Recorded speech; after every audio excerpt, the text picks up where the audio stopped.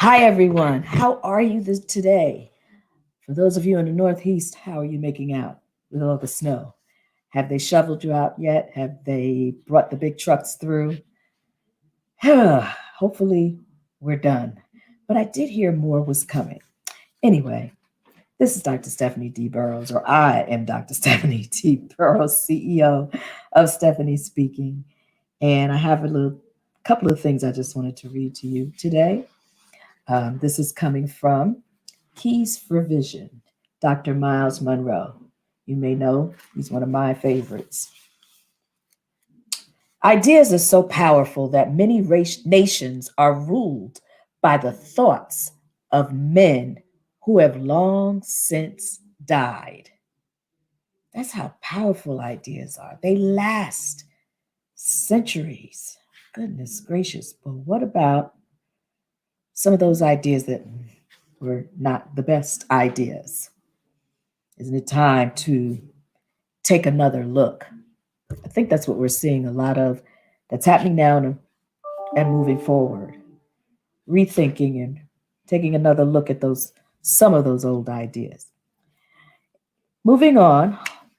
Oh, I'm big on the whole thought thing. While thoughts are the most important things on earth, words are the most powerful. Thoughts design a future, but words create that future.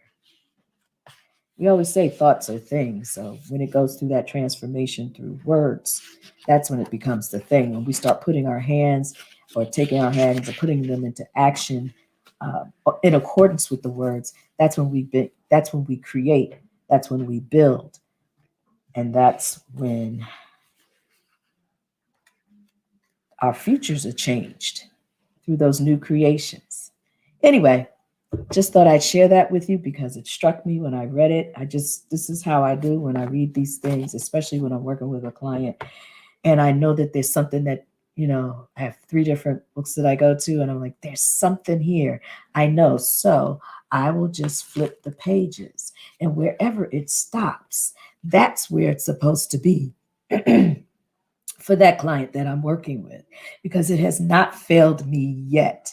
That whenever that page stops, when I'm going through um, some of the books, there's something that I know that they need, and I just pick up one of the 3. I don't ever really pay attention to which one of them they are because they're sitting on the desk here, and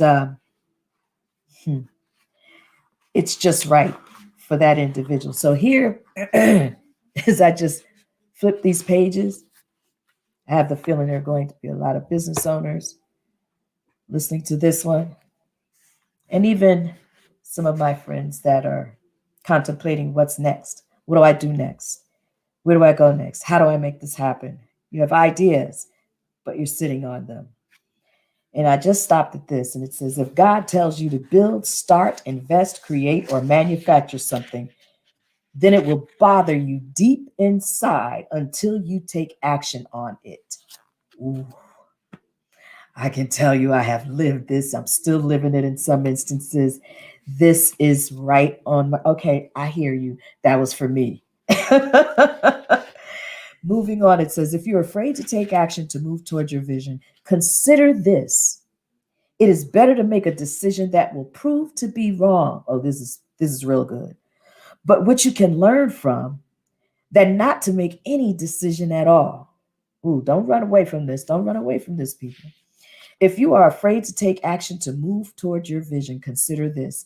It is better to make a decision that will prove to be wrong, but which you can learn from, than not to make any decision at all.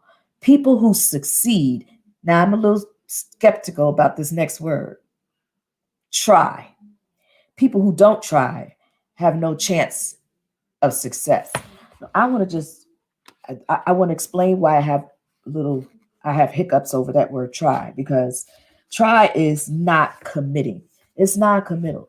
Try doesn't make sense because it sounds like, you're going to do this thing and maybe not complete it. Is that what try means? Or is it that you do it, but if it doesn't go the way you think it should the very first time that you do it, you won't do it anymore. I'm not certain what they mean. I don't like the word try. That's my personal pet peeve. I was taught once that try is sitting on the fence and getting shot from both sides. Try is indecisive. Make a decision.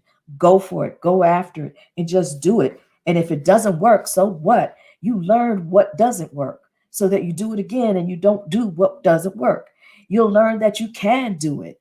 So you won't have all of that fear and trepidation over going forward with whatever that action is that you need to take.